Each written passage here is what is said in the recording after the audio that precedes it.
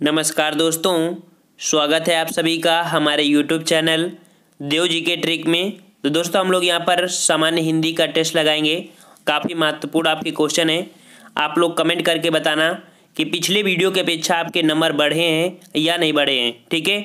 और किसी भी टॉपिक में अगर आपको समस्या आ रही है तो ज़रूर कमेंट करिएगा, उस पर वीडियो आपको बना दिया जाएगा। तो चलते हैं यहाँ पर कमेंट जरूर करिए कि कितने नंबर आपके इस वीडियो में आए हैं। पहला क्वेश्चन कह रहा है, मैला आंचल के लेखक कौन है? मैला आंचल के लेखक कौन है? तो आपका जवाब यहाँ पर क्या हो जाएगा? मैला आंचल, अर्थात जो मैला आंचल है एक उपन्यास है, ठीक है। क्या है ये? एक उपन्यास है। और ये इसके लेखक आपके हैं कौन? फणीश्वर नाथ रेणु, ठीक है। फणीश्वर नाथ रेणु मैला आंचल जो कि एक प्रकार का उपन्यास है, इसके लेखक हैं, ठीक है।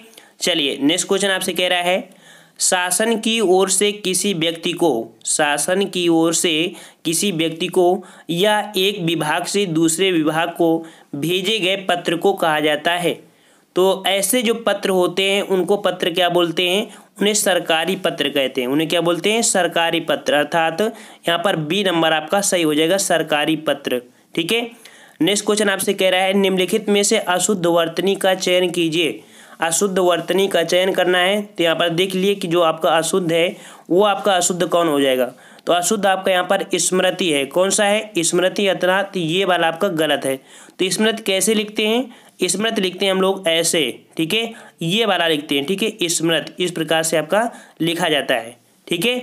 नेक्स्ट कह रहा है, देहलता में समास बताइए। देहलता में समास बताना है तो भाई देहलता में क्या हो जाएगा? कर्मधारय समास होगा। यहाँ पर देह की तुलना लता से की गई है। क्या की गई है?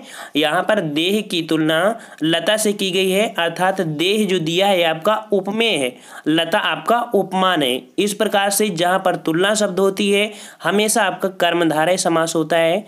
जवाब आपका हो जाएगा डी नंबर, ठीक है फ्रेंड्स।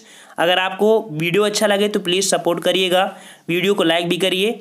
यहाँ पर 5th नंबर आपका क्वेश्चन कह रहा है, इनमें से कौन सा शब्द पुल्लिंग नहीं है? याद रखना, कभी कभी ऐसा पॉइंट होता है कि पुल्लिंग नाम देखेंगे और तुरंत निशान लगा देंगे। यहाँ पर कह रहा है पुल्लिंग नहीं है, ठीक है। तो यहाँ पर जो पुल्लिंग नहीं है वो आपका कौन सा नहीं है? जवाब आपका होगा बनावट, ठीक है। बनावट मतलब कह सकते हैं कि पुल्लिंग जो बनावट शब्द है पुल्लिंग नहीं है।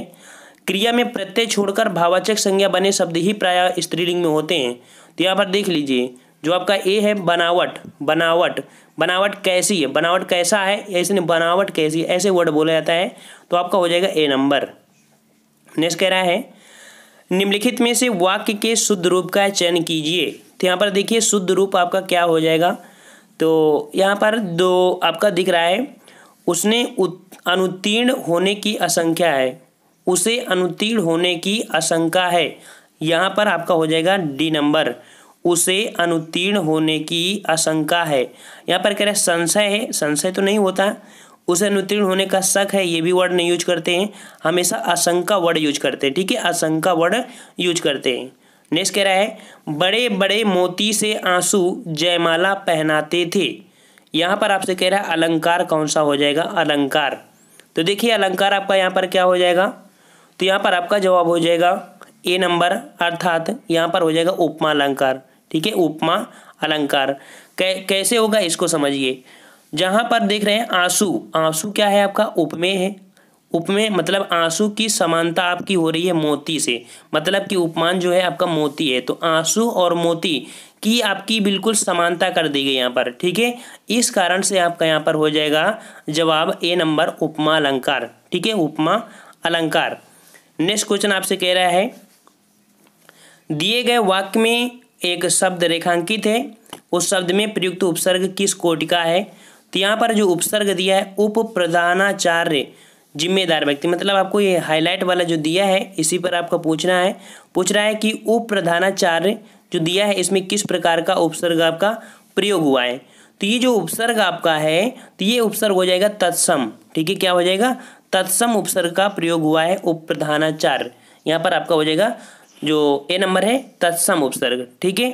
चलो 9 नंबर कह रहा है शुद्ध वर्तनी बताइए। तो हमेशा क्वेश्चन आप विरहणी वाला आता है, और जो विरहणी शुद्ध लिखते हैं तो शुद्ध विरहणी क्या होता है? तो ये होती है विरहणी, विरहिणी, मतलब इस प्रकार से लिखते हैं। एक बार गौर करके देख लीजिए।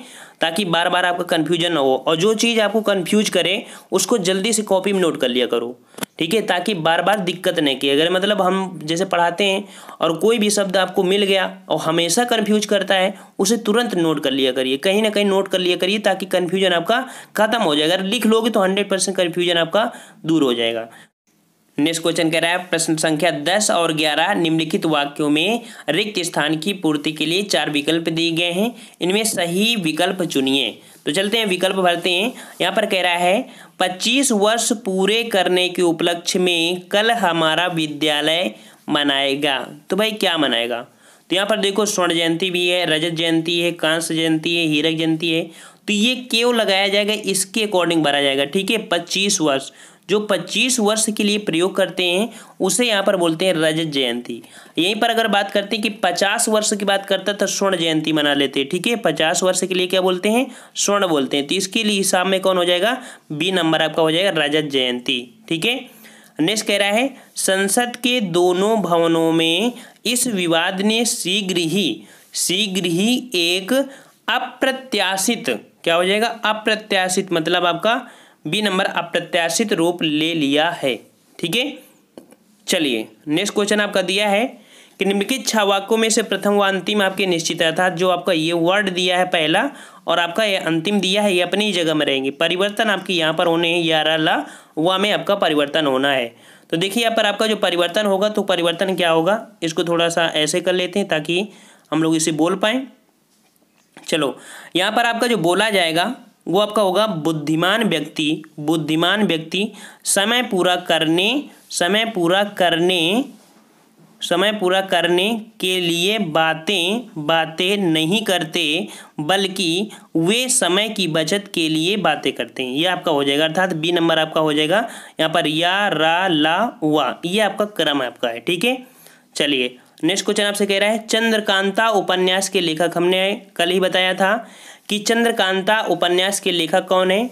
तो आपका जवाब हो जाएगा 13 का यहाँ पर ए नंबर देवकी नंदन खत्री, ठीक है। देवकी नंदन खत्री आपके चंद्रकांता के क्या हैं, आपके लेखक हैं। ये इस प्रकार की कह सकते हैं कि उपन्यास है और इसकी रचना 19वीं सदी के अंतिम चरण में हुई थी। इसकी प्रसिद्धि इस बात से सिद्ध होती है कि इसे पढ़ने के लिए लोगों ने हिंदी सीखी थी, इसी से पढ़ना लोगों ने हिंदी सीखी थी, इसलिए ये चंद्रकांता है। नेक्स्ट कह रहा है इसमें से आधुनिक काव्य के छायावादी कवि नहीं हैं। तो आधुनिक काव्य के छायावादी कवि कौन से नहीं है, तो आपका यहाँ पर जवाब हो जाएगा डी नंबर, अर्थात भारतेंदु युग, भारतेंदु हरिश्चंद्र। भारतेंदु आपके छायावादी के नहीं है, लेकिन प्रसाद निराला पंत ये है, हमने कल इसको ट्रिक से भी बताया था ना। चलो अगला दिया है काली मिर्च शब्द में कौन सा समास है, काली मिर्च शब्द में कौन सा समास है। तो देखिए यहाँ पर काली मिर्च शब्द में जो समास होगा कर्मधारय होगा, ठीक है। क्या होगा, कर्मधारय समास, मतलब कि यहाँ पर विशेषण और विशेष युक्त समास है ये, ठीक है। काली मिर्च अर्थात कर्मधारय समास आपका हो जाएगा। कह रहा है जैसा करोगे वैसा भरोगे, इस वाक्य में सर्वनाम पूछा है, जैसा करोगे वैसा भरोगे। तो जहाँ पर जैसा वगैरह होता है वैसा मतलब आपका संबंध हो जाएगा, यहाँ पर आपका जवाब हो जाएगा संबंधवाचक सर्वनाम। 16 का जवाब हो जाएगा आपका सी नंबर, संबंधवाचक सर्वनाम का प्रयोग हुआ है।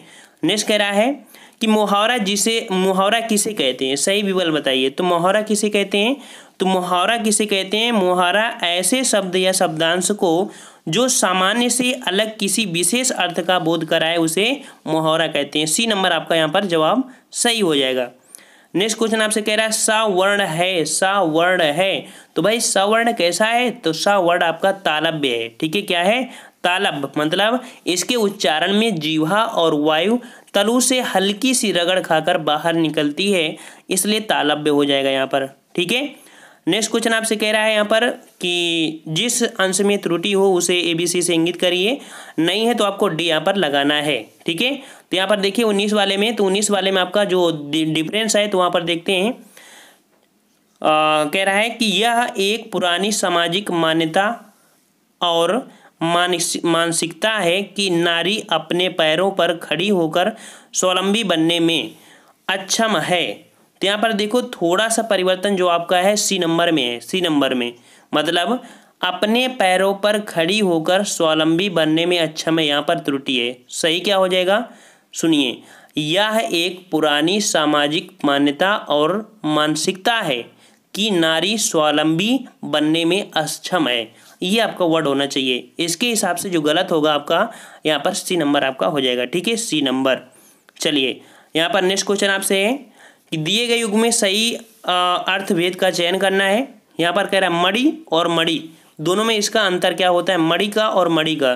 तो देखिए जो इसका भेद होता है, मणि मतलब होता है रत्न, मणि मतलब क्या होता है, रत्न होता है, और एक मणि मतलब सांप होता है। मतलब आपका डी नंबर सी नंबर हो जाएगा, मणि और मणि, ठीक है।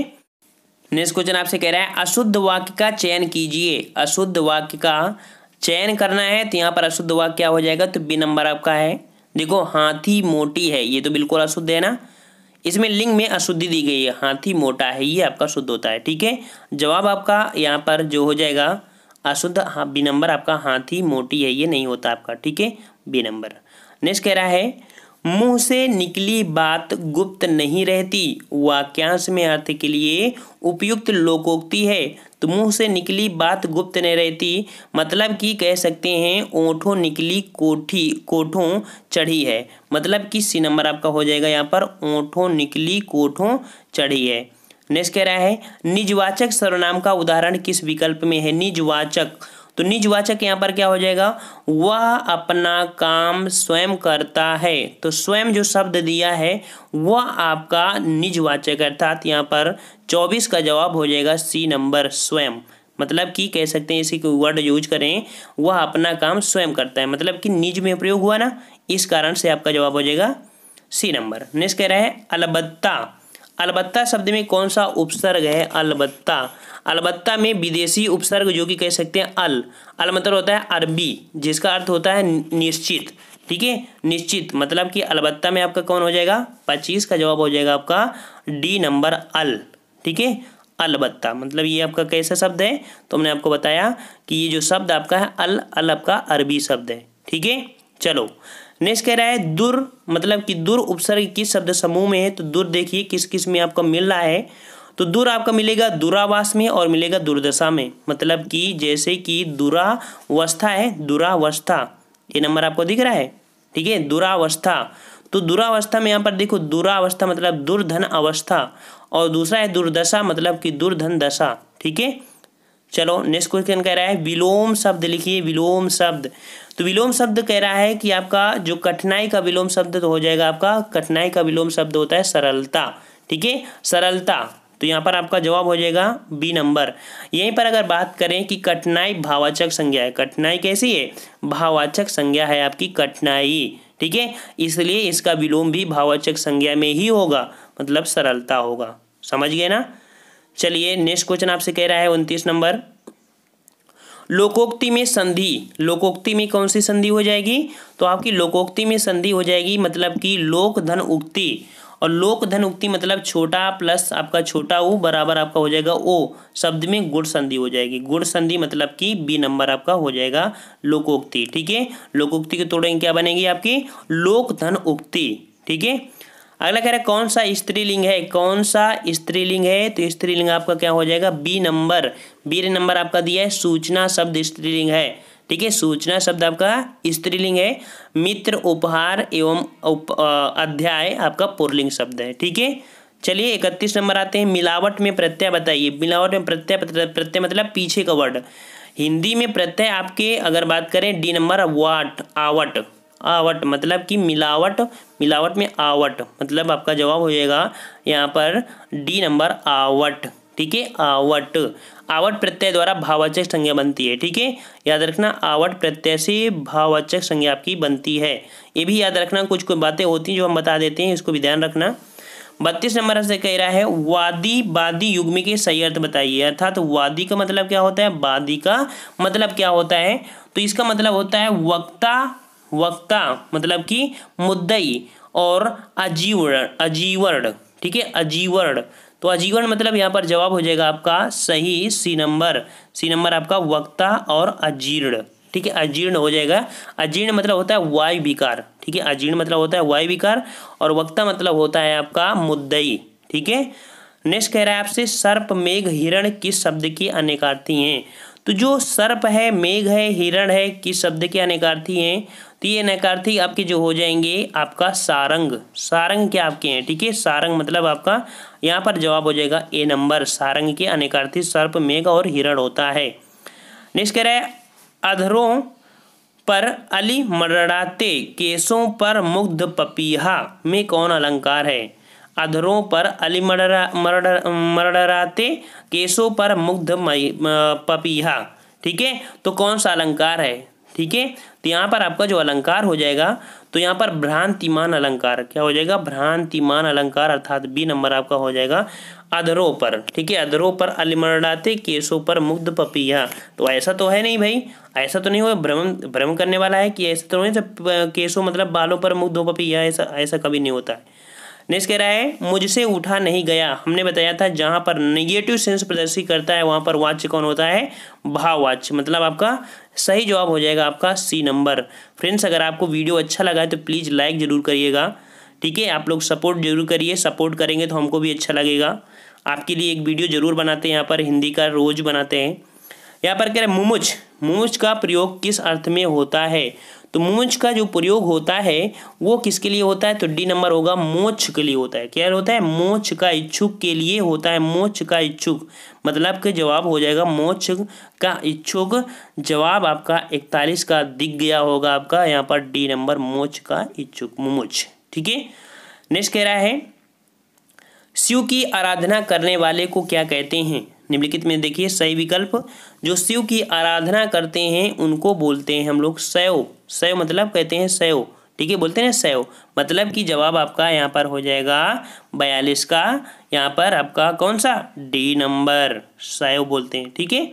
चलो नेक्स्ट, यहाँ पर हम समय इसलिए दे देते हैं बोलने के लिए ताकि आप लोग चारों क्वेश्चन में आप लोग निगाह मार लीजिए, ठीक है। इसलिए हम थोड़ा सा उसको बोल देते हैं 2-3 बार।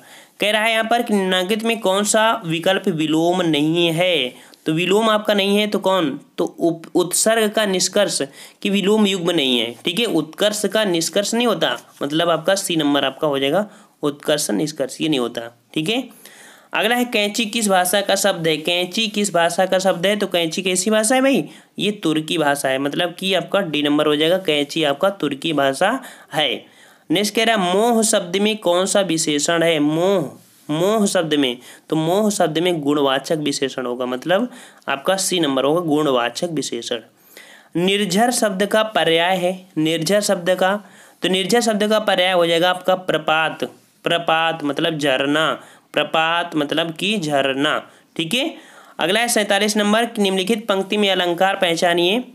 कलहंस कला निधि खंजन कंज, कछु दिन केशव दिख जिए।